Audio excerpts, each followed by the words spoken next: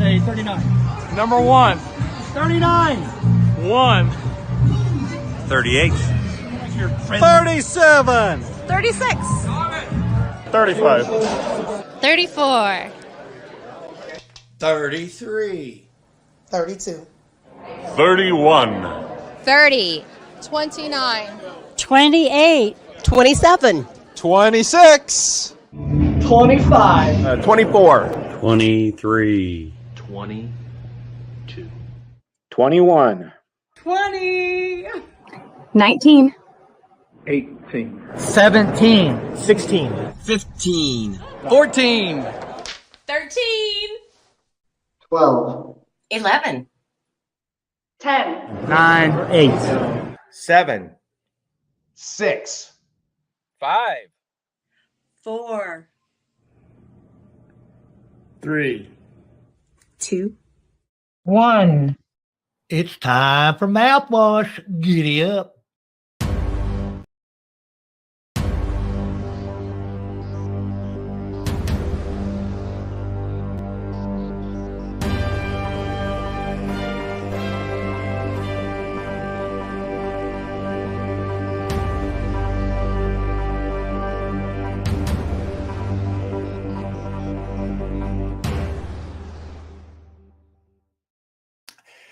Hi, and welcome to the Mouthwash Talk Show, a minty, fresh take on politics. And wow, we got a father and son combo tonight that they're actually too famous to be on the show. So we have to thank them so much for coming on here to be subject to the Mouthwash Talk Show, a minty, fresh take on politics. And yes, if you're following along with us, we now have a podcast. We have a couple of our episodes out on podcast. So if you don't want to see our smiling faces, who wouldn't want to see our smiling faces? You can just listen and you can catch up on the shows and see how that's going. And also, we're on channel 40. If you watched last night, we would have had our episode from last week, Dan Elliott, State Treasurer, on there. But tonight, oh yeah, this is going to be fun. We're going to find out about a guy that actually makes movies, a guy that does comic strips. And if you saw that first comic there, was his is political commentary, and generally it's making fun of the president in office. So whoever's in office, Gary Varvel's got you in his sights. And hey, we got some sad news. Ed, our lovable Ed, it's his last show tonight. We do have someone coming in. We have Greg Merriweather is going to come in on the Democrat side, and it's going to be fun. So hey, without any further ado, I'm going to bring on Gary Varvel and Brett Varvel. Let's see. I'll put you guys on top there. So I don't know. I know Gary's probably more to the right of things. Now, how about you, Brett? Are you actually left or right in your thinking? Is you and Dad the same? I'm very, very right. Okay. Oh, good. Well, I got you on the right side. He didn't fall far from the tree. Yeah, I was looking at your pictures on the thing. Even your heads are both going the same way. So I was like, okay. Yeah. So hey, thanks for coming on tonight. I know that you've got plenty of other things you could be doing on a Tuesday, and so let's go with our veteran of the show, Gary. You've been on the show. Yep. I think you've actually been on Do Something Indie. Maybe not. Have you been on this show, Mouthwash? Yeah. Too? Okay. Yeah. Yeah. 113th episode. Wow. Thought we'd last that long. I know. Crazy. So let's well, we already know all about you. You've been on here twice. Brett, let's get to you. I want to hear a little bit of your background. You've made like all these movies and stuff. I'm going to go ahead and put those up as you're talking here. Yeah, I've been blessed. I'm a born and raised Hoosier.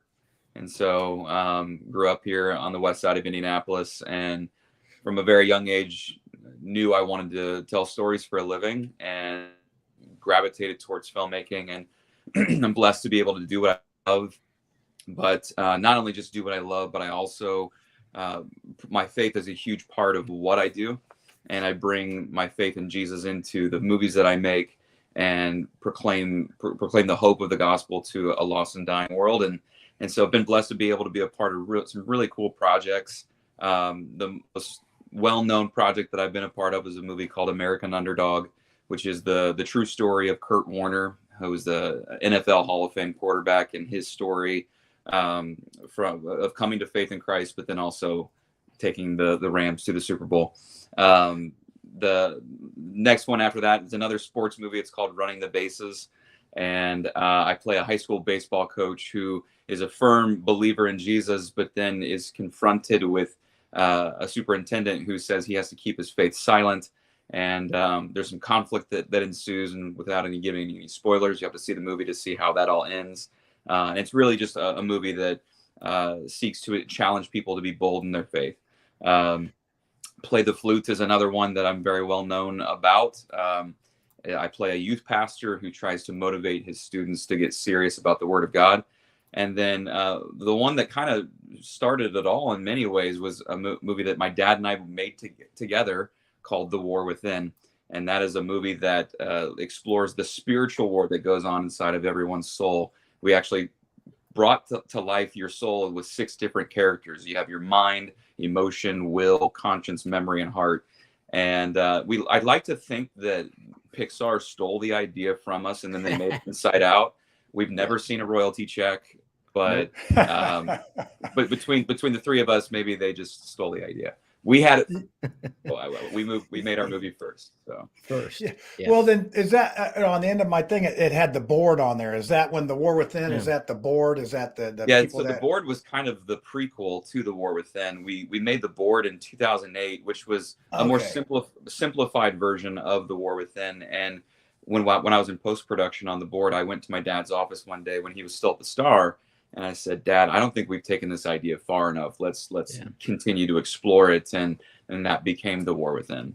Yep. Okay. So anybody that's viewing on Facebook, and hey, real quick, we're back on YouTube, because YouTube, we did a show on sex trafficking. Somehow we got COVID-19 against us. I probably will get it just from saying COVID-19, but I appealed the thing and they said, oh yeah, guess what, John, you've been right once this year. So we're back on there. So if you're on YouTube, you'll see all these. They're listed in the comments and you can click on the link and you can go see the trailers. Hey, and go out and see this stuff. I was checking it out. I'm like, man, I'm gonna have to go to the movies now and see these movies, because like right here in Indiana. So what do you think about the legislature giving tax credits for comic strip guys and movie people? Well, Brett actually got to speak. He went to the legislature and spoke to some hearing. Can you talk about that, Brett? Yeah, well, it was really kind of a wild scenario. One of our representatives that knows me and my dad invited me to the State House, a little bit over a year ago now. And myself and Angelo Pizzo, who wrote and produced Hoosiers, and a few other indie-based filmmakers, got to go around and kind of make our plea to the legislature as far as why we need tax credits for films and music and television. Because when you look at Illinois, Ohio, and Kentucky, our surrounding states, all of them are $1 billion a year incentives that they give out for movies to be made. And we have so much incredible landscape here in Indiana. You can go, cornfields, and then 20 minutes down the road, you're in the heart of downtown Indianapolis. You've got the dunes, you've got all kinds of different things. And we would love to see more movies be made here in the Hoosier State.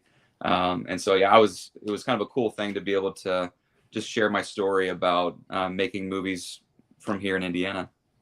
Oh, that's awesome. And, I know Georgia has some big tax breaks too. Mm-hmm. And I think like Close Encounters, wasn't that in Muncie? And then we have Stranger Things, that's from Indiana. I mean, there's a lot of, and your stuff. Your stuff. So John, there are a lot of films, a lot of TV shows that are based about Indiana, but they're not made here. And they're not made here because it's more expensive to make a movie here. The incentive is to go to Georgia, Oklahoma, Kentucky. And so that's what's been happening, and we're missing out. Brett, what was it that you heard that it's like in Illinois made $2 billion? $2 in Illinois. We don't need money here in Indiana. We're flush with cash. We got billions in reserves. Yeah, Illinois is broke. We got money, but yeah. So, wow, that's cool. Okay, so I see we have our entire panel back here. So this is going to be interesting because we're going to have a bunch of folks. It's going to look like the Brady Bunch here in about a second. So I'm going to go ahead and bring our Ed on. I'm gonna bring Ed on first because Ed, I know I'm melancholy tonight because of your exiting the show after you've been probably on about 85 of our episodes or more, maybe. Yeah, sounds about right. People are sad you're leaving, but hey, you got to go. You got kids, you got softball, you got a new job promotion. Congratulations. Thank you. And as they always say, I'm considering tonight. See you guys later. Not goodbye. I definitely, as I've told you before, I love the show, and I'm definitely looking to be a part in the future. I just got to get my feet under me a little bit here. Yes. And I know if anybody doesn't know, Ed works at Lowe's, and I think they actually asked him to take over the whole Lowe's. So he's probably going to be busy with that. I'm pretty sure of that. So let's go ahead and bring Jordan on. Jordan, oh, look at this. Let me see if I can get this. There we go. That's better. Okay, Jordan, how you doing? Doing good. How are you? I'm good. Are you looking forward to a lively discussion about cartoons and movies? I mean, this is great. Oh yeah, this is good stuff. We want to be talking about the spirit and some good humor. You can't go without both. All right. I'm looking forward to that. Oh yeah, so let's bring on our wild card of the bunch here, Lucy. Let's see. I'm gonna be in the middle here. There we go. I'll be like Paul Lind. I went Paul Lind in the middle square. That's me. Lucy, how are you? I am doing so well. I'm so excited, Brett, to meet you. Love your work, been a fan of your dad for years. So we're just really grateful that you both came on the show today. Thanks for having me. All right. Well, I was going to ask Gary which of the movies that his son made was his favorite. Every time I see him, he gets better and better. So the latest one that he did, Running the Bases, I tell you what, he hit it out of the park, baseball lingo there. And it's just really great. And I encourage you, if you haven't seen it, to go see it. Or, I mean, you can watch it on, there's the YouTube link I think I saw.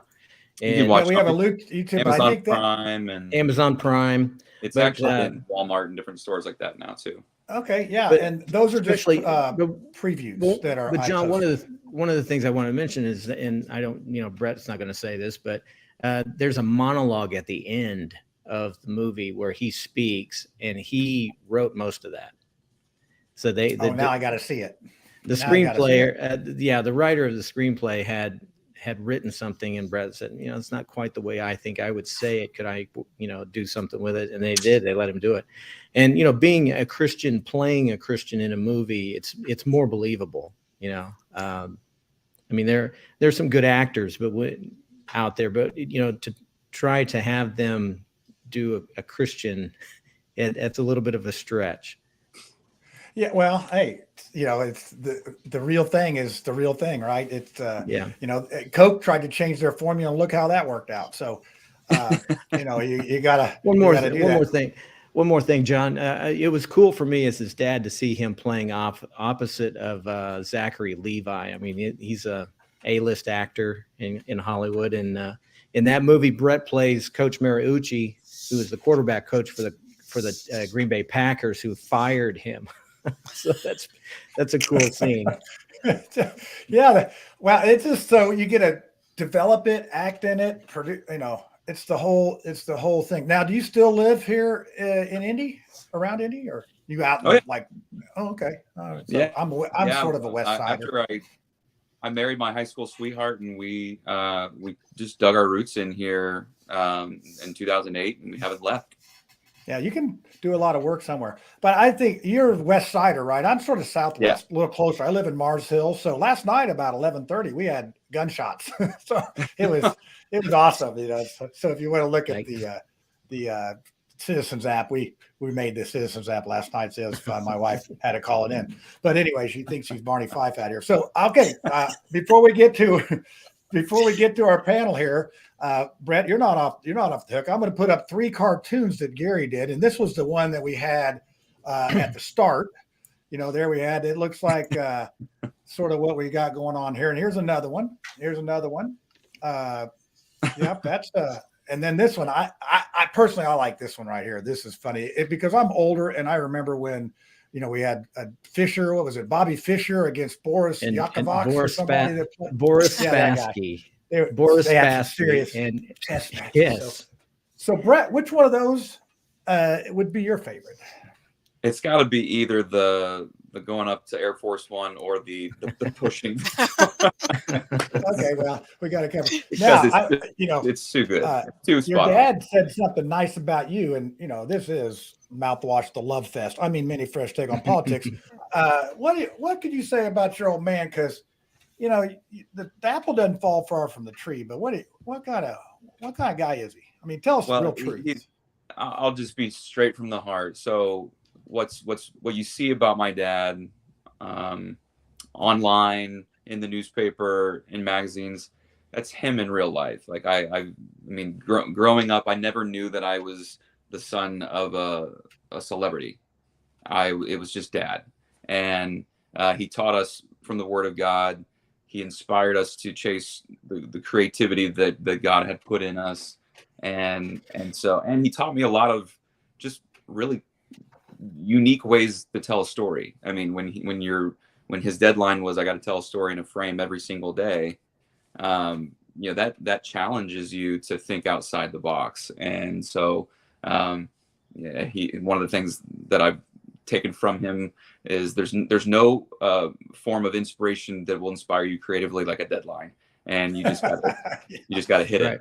And so that I've taken that and to see that most of my creative moments come in those wee hours of the night, not because I'm a procrastinator necessarily, but because like that deadline just forces something out of you, and I learned that from him. But yeah, so I'm very good. Well, you have pictures, moving pictures, talking and all that. He just basically has one shot at it. So it's one shot. It's good and bad things, but really very, very creative. And as you know, our logo, your dad. I know. And he fixed instantaneously. I knew it was my dad's. Yeah, you knew it. Yeah, and that's what we wanted. We wanted a little bit of his touch and our logo, and it was good. So, all right, panel, you've been patient so far. So let's see. Since it's Ed's last show, Ed, you're going to go first. Okay, you got some movie questions, cartoon questions, whatever. Now you're a Democrat, but I think Gary, you made fun of Trump too, or did you? Are you? I think you're probably. Yeah, you made fun of. You're equal. Making fun of opportunity. I make fun of everybody. Trump makes it easy to make fun of him. Yeah. All right, Ed, go ahead. Unmute yourself there, brother. You act like this is your first show. Unmute. Come on. Rookie mistake. Yeah. There you go. You want to get fired, don't you? You just want to get fired. I've talked to Gary, asked him questions before since he's been on this show, but Brett, can you dig in a little bit more? Like, how much of an impact is this going to make on bringing film here? Because I'm with you. I would like to see a lot more films here. I grew up in Southern California. But I mean, could you dive a little bit deeper into like what we're doing here in the state? Well, honestly, I hope that there is a change, because I can't tell you how many movies that I've been a part of that they want that small town Midwestern feel represented in the movie. But they spend ungodly amounts of money in other states, making those states rich, to tell the same story. And I think that there's so much that Indiana has to offer, both not just in the geography and the backgrounds and set design and things like that, but there is such a thing as Hoosier hospitality. Last fall I wrapped my most recent feature film that I directed here. We shot it here in Hendricks County. We're in post-production on it right now. And the people that I hired from Atlanta and LA that came in, they were blown away by the people here. And there's something that's contagious about that. And I want more people in my industry to experience that Hoosier hospitality. So I think that's one thing, but I think that it also could be a really, really good thing from an economic thing for the state to experience more movies being made here, more attention being drawn to Indianapolis and what the state has to offer. All right. Awesome. Jordan Davis, you're up. Lucy, you always get to go last because you have such a good question. And if the other two guys cover, you can make another one up. That's unfair. No, I really like what I'm hearing. It is unfair, but I get it right show. So my question for you, Brett, is going to be, it's twofold. The first one is, playing a Christian in these movies, did you ever find yourself vulnerable? That when you're playing that role, it came alive and it kind of challenged your Christianity because it made you realize, wow, I guess in my everyday life, I haven't dived into this. So how many times when you were filming did it actually become personal for you where you could relate to what you had to do? And my second question would be, with acting, Indiana is a great performing arts state. We get a low rep for that, but we are. So what do you think we need to do to take steps for there to be a Christian filming company here, to where we can actually have that here instead of trying to compete with other states? They can't compete with us. We're Indiana. So we might as well go ahead and make it homegrown. So what steps could we do as a community to really get the ball moving on that? It's only a half-hour show. I'll So answer go ahead. Well, hey, she's going to have a tougher question than me. Oh, I know. The last question I'll answer first is one of the most crucial missing pieces right now is infrastructure. There are artists all over the place, but they just don't have any infrastructure to build into to get involved with projects. And there's a lack of funding, and there's all these different types of things that are associated with that. When you go down to Atlanta or to Oklahoma City, or some of these new hotbeds of film production, there's studios, there's classes, there's all kinds of things built into the environment for people to take the talent that they have and thrive. So I think that would be one crucial thing that needs to happen. And then it takes one major success for people to then turn their attention to the underdeveloped state in the country in terms of cinema. But then in terms of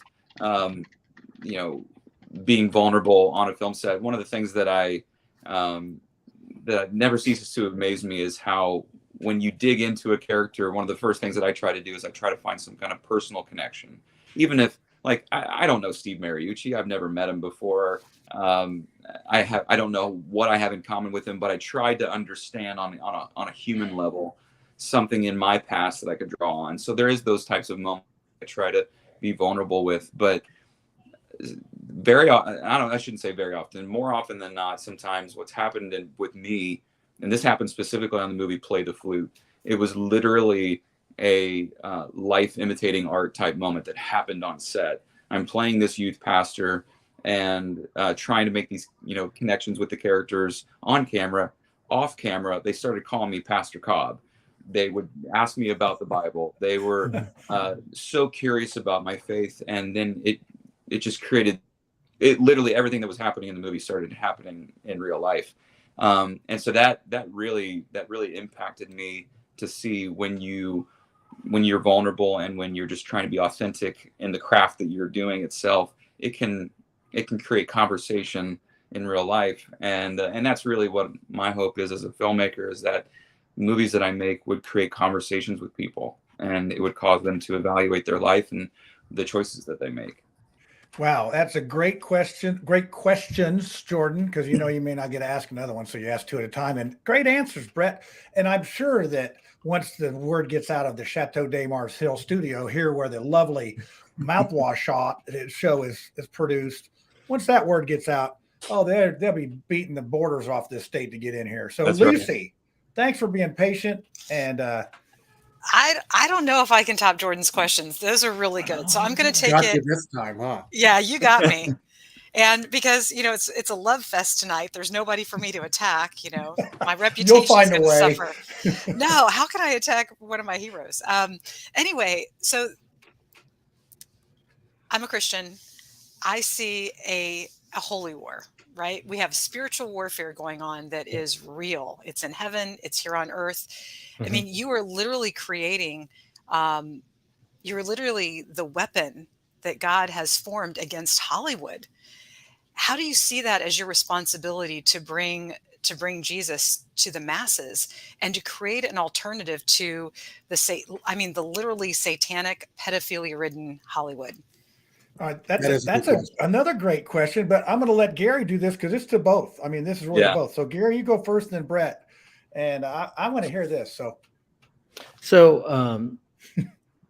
Yeah, I think that God has gifted Brett and I, and actually our whole family, but specifically the two of us, with certain gifts, and he wants us to use them in his service. Ephesians 2:10 says that we are God's masterpiece, created in Christ Jesus to do good works, which he prepared in advance for us to do. And I believe that, well, Brett said when he was in college that he felt like he was called to make films for Jesus, that to reach this culture. And, as you know, I worked for 40 years in journalism as a Christian, working for secular newspapers, but still found opportunities to let my work speak for who I am. But now that I'm on my own, I do a newsletter, and you can sign up for it at GaryVarvel.com, or you can go to my Substack page, GaryVarvel.substack.com, and you can see the stuff that I've been doing. But I've been addressing this from a biblical viewpoint. So yesterday I wrote about the shooting in Nashville, Tennessee. And of course the politics are always the same when this happens. You know, we got to have gun control. And I went beyond that, went right to the problem. What caused this? Jesus said that it's from the heart that people murder. Murder comes from the heart. And this person and every mass shooter, they have a heart problem. And they need Jesus. That's what they need. Now, this girl went to that Christian school. We don't know all the background here. At some point, something went terribly wrong, went off the rails. And the culture is getting farther. It's getting more evil. The things that I would never have dreamed of, you know, just like 10 years ago, are constantly being touted as this is the way to go.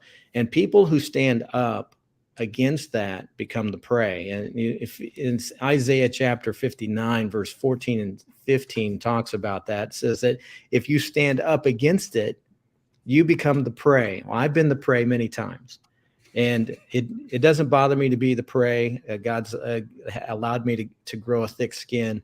But, you know, the short answer to your question is that's what I feel like that I'm being called to do at this point, is to show another alternative, to speak Bible to a culture that has rejected the Bible.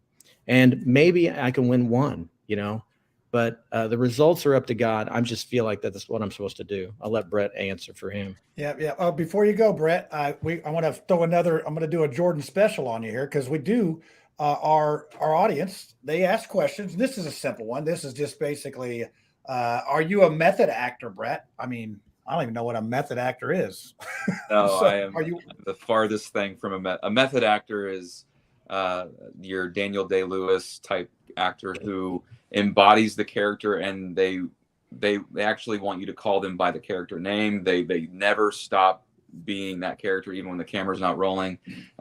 That leads to a whole host of danger and identity issues and all kinds of things. So I like to call acting the art of pretending. So that's what I try to stay in that lane. That's what we do on this show. We pretend an awful lot. But what I would say to your question, Lucy, is for generations, people have been using movies to preach sermons. I think everybody preaches a sermon with whatever story that they're telling, because they have some kind of worldview that they're putting into the story. It may not have an altar call like someone who's a Christian would have, but there is some kind of message that's being spoken. And for so long now, Christians have sat on the sidelines and not redeemed the arts, and not use the arts for God's glory. And my dad and I for years have said that we believe that movies are the most powerful medium of our age. And when you take the most powerful message ever told, which I believe is the gospel of Jesus, and you couple it with the most powerful medium of our age, well, the results could be pretty staggering. And so I think it's time for people to, I should say this. One of the things I love about America is that people have the freedom to say whatever they want to say, and that should never stop. The moment that we try to censor someone who wants to make a movie about Satan, well, then they're going to want to censor me that wants to make a movie about Jesus. And so we need to have the to do it all. But at the same time, we are. I feel like I'm sometimes fighting a losing battle just with how rooted our culture is in evil ideology and humanistic ideology. And so we're trying to do our best to just shine light in the darkness. And you start to find out about how Jesus felt a little bit and he could go out and cure people and do a lot of different things, and still was very much a struggle. Okay, so we do have a commercial tonight that we have to play here. Let me see if I can find it. That'd be good. Oh, I have it. And I got a question for you on the other side if I don't forget it between the commercial. But so enjoy our little commercial here, Angel Animal Hospital. Hey, this is good. We got a Christian show on with the Angel Animal Hospital. Oh, s'mores and graham crackers and chocolate will be breaking out here soon. So here you go. Let's enjoy this commercial.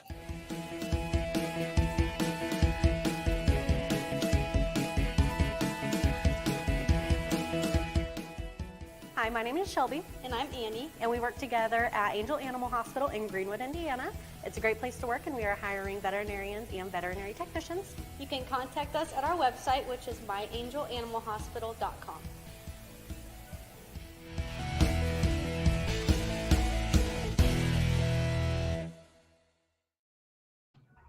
So, Brett, if that film career doesn't work out, you can go down and work on animals.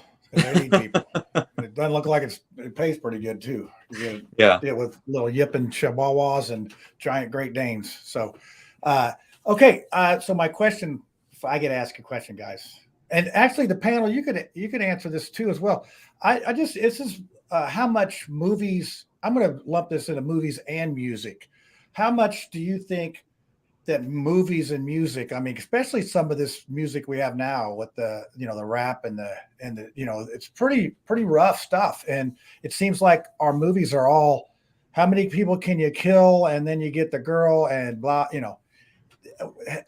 what kind of influence do you think movies actually have? And I want to start with Brett this time, then we'll go to Gary and then panel. You guys can jump in on this. So sort of keep them short so we can all get somebody in here. Okay. I think movies and music by extension have a dramatic impact on us, because what happens with specifically with storytelling is you're trying to entertain people, and everybody. I think we have to understand what the word entertain means. Entertain means to hold someone's attention, and when you hold someone's attention, and if you can influence their emotions, we're emotional creatures. We will make decisions based on our emotions.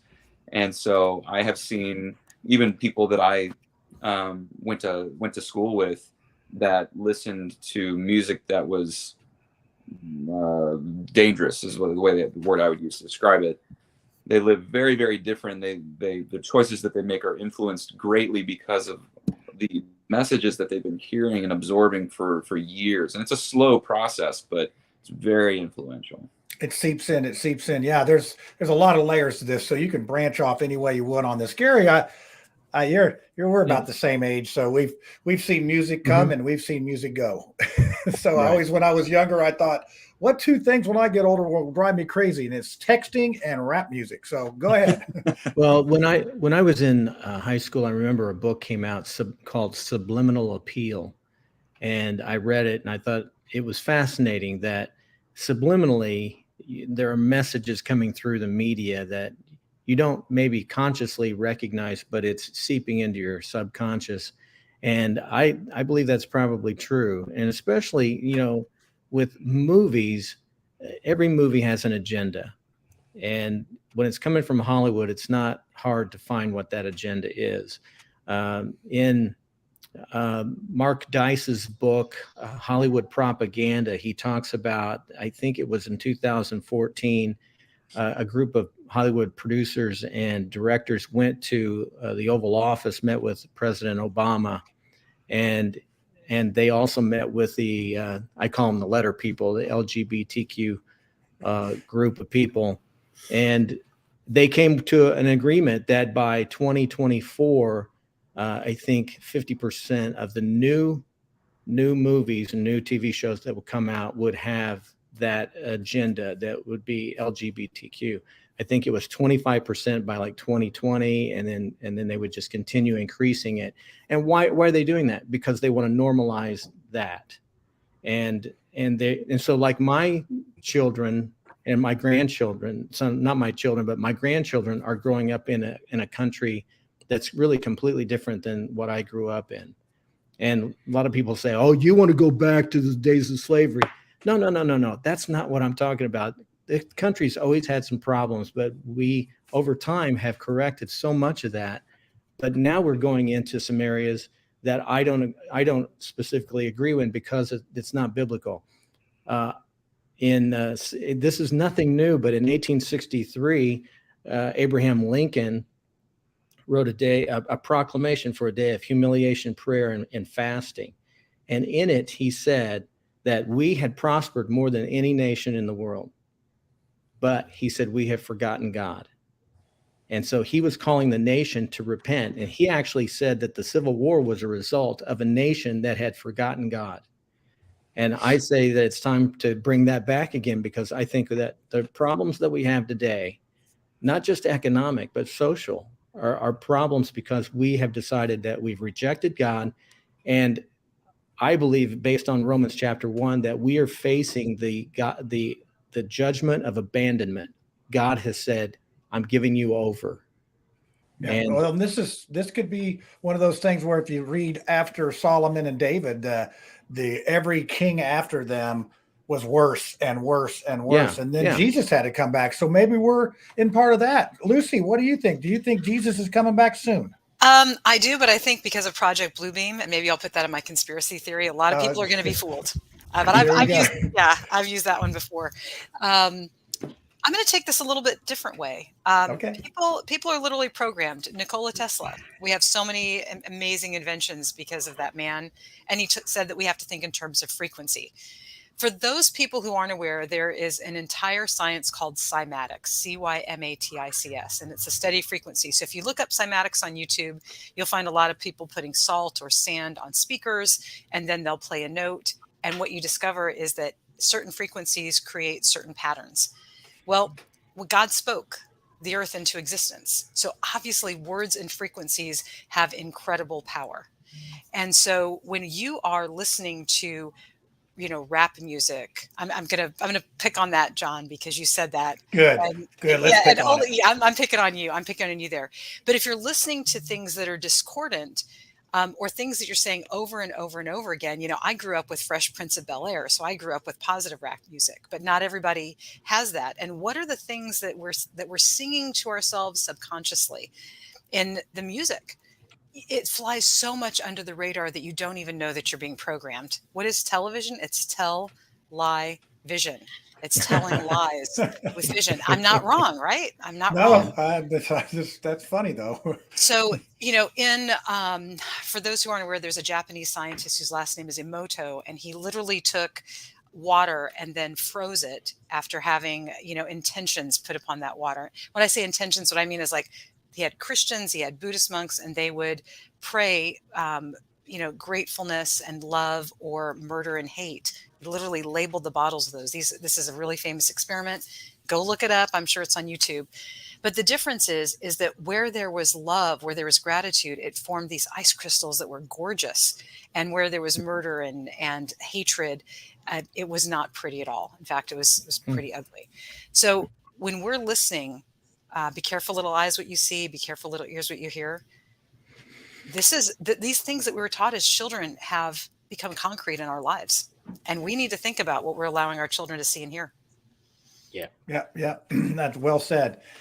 Jordan, now this is going to get tricky when we get down to the last two on this question, but I got faith in you. Maybe not Ed, but I do have faith in you. No worries. I'll keep it simple. I like what Lucy said. There is a harmonics to everything. There's a frequency to everything. I think that God has placed mankind in this abandonment to realize what our purpose is, what the natural effect of life is. And so for us, as we're walking through this world, we're seeing a lot of sinful things, a lot of lustful things out there in the world. It gets harder for us Christians to handle our reality. How can I be a decent man in an undecent time when everything around me is undecent? He tells us to keep our eyes to the heaven and look to the heavens. I truly believe that the way that we can counteract this is looking at the condition of the heart. We're no longer bound by the flesh, we're bound by the contract of the heart. And so what does that mean? Each person has to take a look at their life out of the 6 billion people there are and find the importance in that singularity. Even though that you're one person and you may be experiencing something. So like the LGBTQ plus, I think that anyone that has never walked in their shoes truly don't know why God had put that challenge upon them. I think these are challenges that he puts us through life. And when we tell our story in the end, this is something that we're going to learn. And so that's why we all are learning lesson from one another. But keep making movies like this, going into communities and building that partnership, breaking bread. We need to get back to that, to being missionaries, going out into the communities, leaving our personal feelings behind, but letting the Holy Spirit take us over. And you're a different person when you have the Holy Spirit in you than when you're talking sober. And so I would rather for us to go and do that, and we'll find that most likely a lot of the LGBTQ plus will agree with us. They just need love. They need compassion. They need their heart healed. They may be hollow, but we have the word of God in us. When we speak his name, we invoke his spirit. And so maybe we need to show them what it means to be free under the heavens of God, and knowing that you can be yourself, but however, there are some temptations that will challenge you for the rest of your life. How will you deal with that temptation? For me, I'm openly gay. So for me, it is that question. I live by tenets, but however, I do keep the Torah holy. And so it's how I view the world. Niccolo Medici said this: many people see what you appear to be, so few experience who you really are. And so if we really are being Christians and looking at the person's character and looking at their heart, we will see God within them. Unfortunately, we live in a time where there's a lot of hollow people walking around and not a lot of wholesome folks being here in the world. So that's my Well, I'll tell you one person that ain't hollow. That's Ed. I mean, he's not hollow at all. He's got it all together. He's got a big promotion. He's got the Mouthwash talk show in his rearview mirror, and now you get to go last after all these brilliant answers before. So you better have something good, Ed, or I'm gonna throw you off the show. You're getting fired. You're not quitting. So what do you got? So first, as far as rap goes, I will say I've seen it change over time, but it is, as far as I'm concerned, a medium that I'll go back to Tupac. I mean, I absolutely love Tupac, and there's a lot of people who are really offended by what he had to say. But if you go back and listen, there is so much truth in what he had to say. And so just because it is offensive to me or is offensive to somebody doesn't necessarily mean there isn't a truth there. And so I will stand by that. Some stuff, does it offend me? There's some stuff out there that does offend me. Is it somebody's truth? Am I willing to listen? Yeah.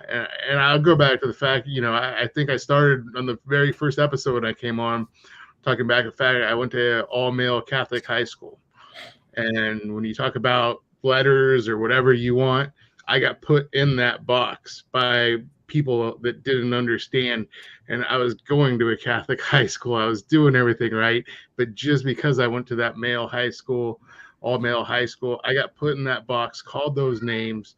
And it gave me a different perspective. Like Jordan has said, unless you walk in those shoes and you understand that was what brought me around and made me very sympathetic to that community, because I had to go through that plight of being picked on every day, being shunned for that. And so I will always stay faithful to that community and always look out and be sympathetic.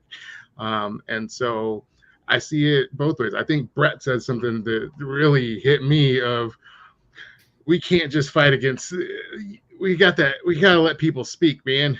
And just because you don't agree with it all the time, I want to hear everybody's voice. And so that's where I would leave it at. Yeah, that's good. And it probably doesn't surprise you, but I like Biggie Smalls better. So anyway, but so this is, and the thing is, on this part, you guys get to speak in a way that is right in the face of Hollywood's situation. And, Gary, you've done enough to get kicked off the Star. So that you got some street cred in my book right there. So they didn't kick me off. They paid me to go away.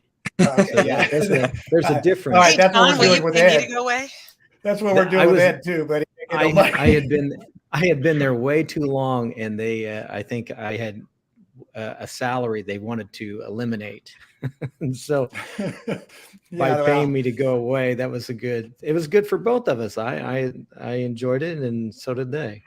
Yeah, I think the Star is definitely the Gannett company that's bought them is definitely going in a whole different direction that I don't even think you'd really want to be there anymore. And that's part of the thing. It seems like we're having this bigger divide on things. I got a question, just a movie making question for Brett. How long does it take you to do one of your movies as far as actually shooting? Just I don't want to know about how long it takes to make up the script, but just to like shoot from start to finish, how long does it take generally? And averages of your 4 that you've done, or 5 now?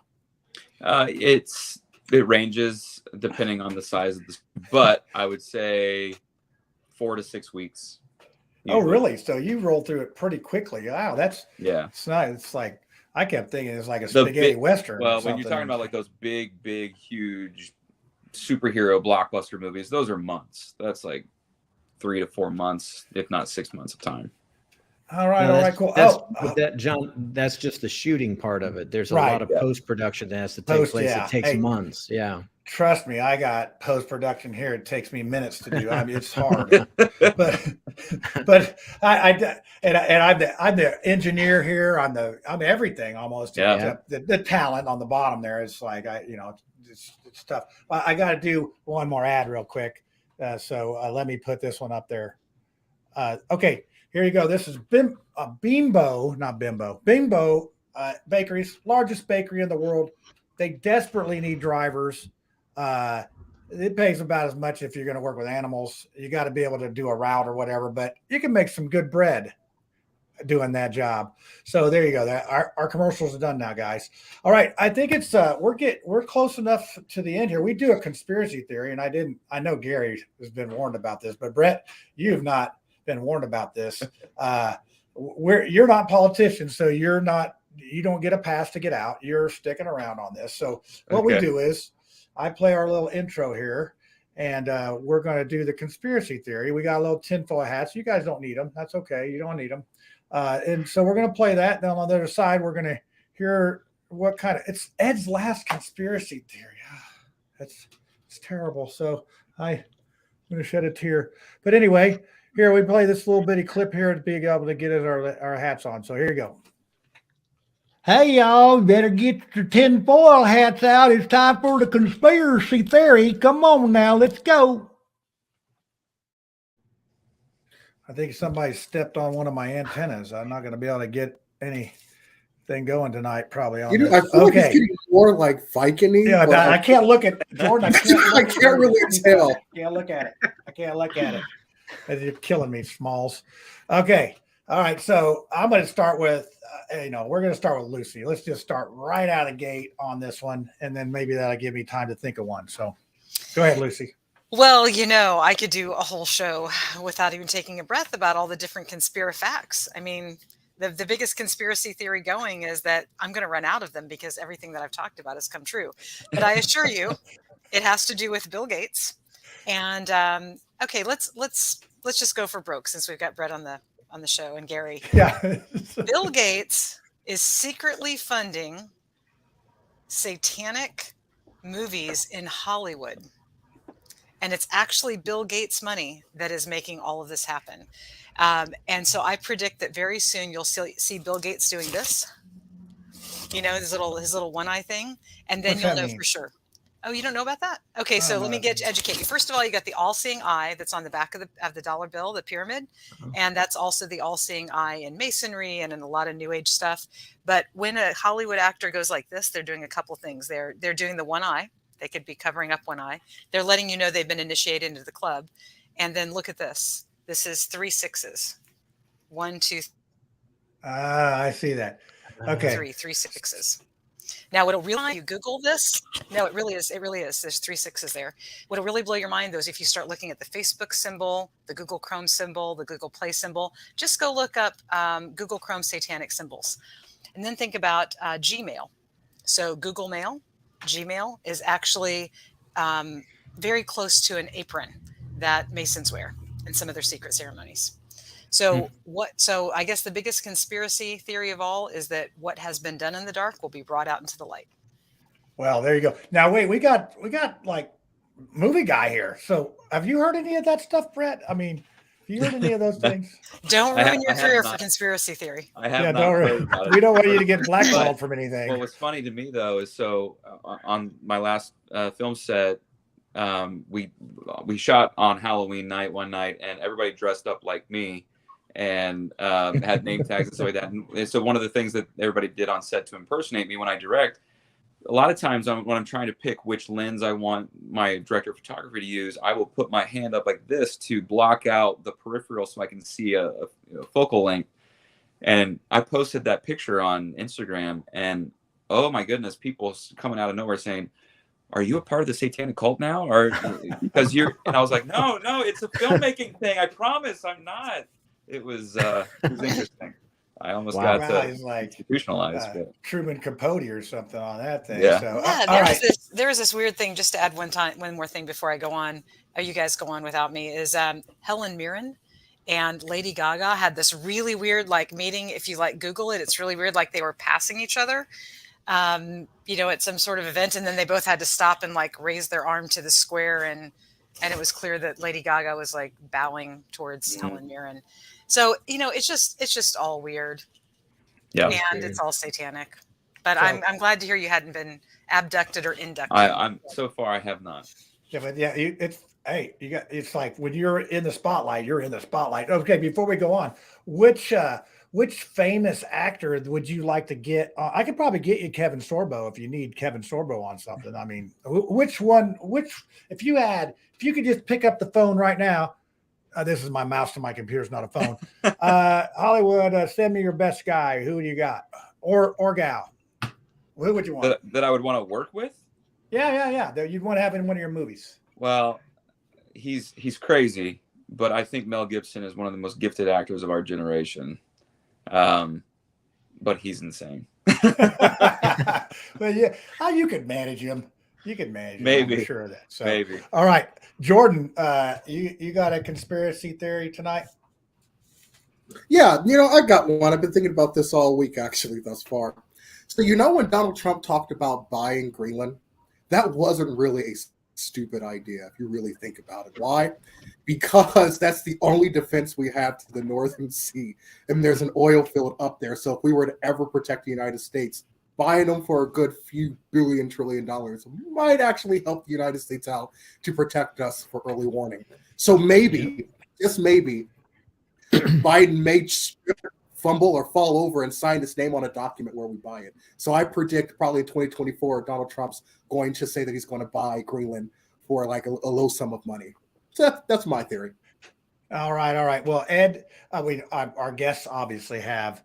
Ed, you're going to be the last conspiracy for the show. So I'm going to go ahead and go. I want to go to see if Brett or Gary's got one. But my conspiracy theory is that, let's see, the tequila company, what's the new, there's a new tequila company out. They are actually going to buy Iceland because that's where all the ice is made so they can put it on their margaritas. But I know that's not true because Greenland's the cold one and Iceland's the warm one. Is that right? Dang it. I always buy the wrong stuff. That's why I'm not very successful in business. So anyway, let's go to Brett next. Do you have a conspiracy theory?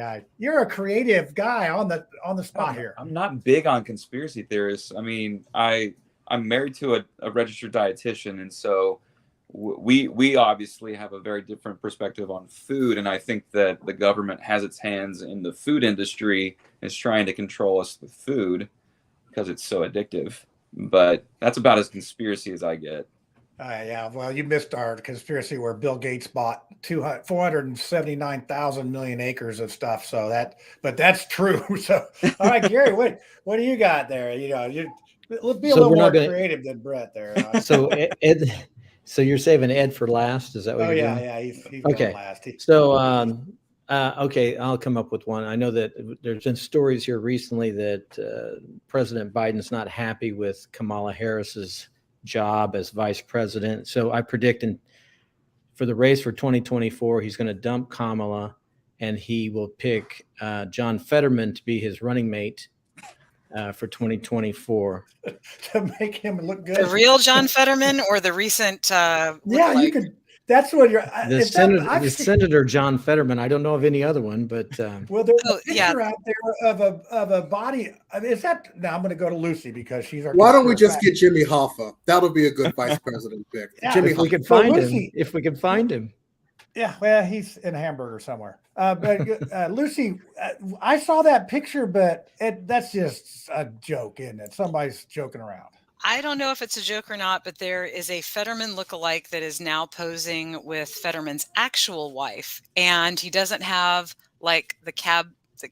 I'm trying not to like be mean to the guy. He's singularly unattractive. I think he's probably legitimately one of the most physically unattractive people there are. He should probably star in a horror film, but you know, he's got that like extreme brow line. Sorry, Brett, I didn't mean to make you laugh. He's got that extreme brow line that overhangs his eyeballs, and then his ears are like taxi cabs. The new Fetterman does have the line between his eyes, but he doesn't have that like super orbital Cro-Magnon ridge that the real Fetterman has. And his nose is slightly different. You could get him in one of your movies, and you know that. Okay, we're to that point in the show where we have to say goodbye to our friend for now, our friend Ed, and he in the past he's had Spirit Airline issues, and you know he's had coaching, you know, some sports issues. I wish that I had a trip with Spirit Airlines somewhere else to go to some warm place like Chicago for you, but I don't have anything for you. So Ed, wind this show up and let's send it home to Mother. So Brett may have a scoop here on his next movie because I did get a promotion. I'm moving up at Lowe's, but the real reason I'm leaving this show is I've actually found out who's behind Spirit Airlines and all these problems. And as much as I've had a blast, you know, making fun of them for the last year or two or however long it's been, I am going to go in deep cover to uncover the fact that Spirit's actually run by Oh no. They got him. I told you they were good at See, this is why you don't say certain things. They're always listening.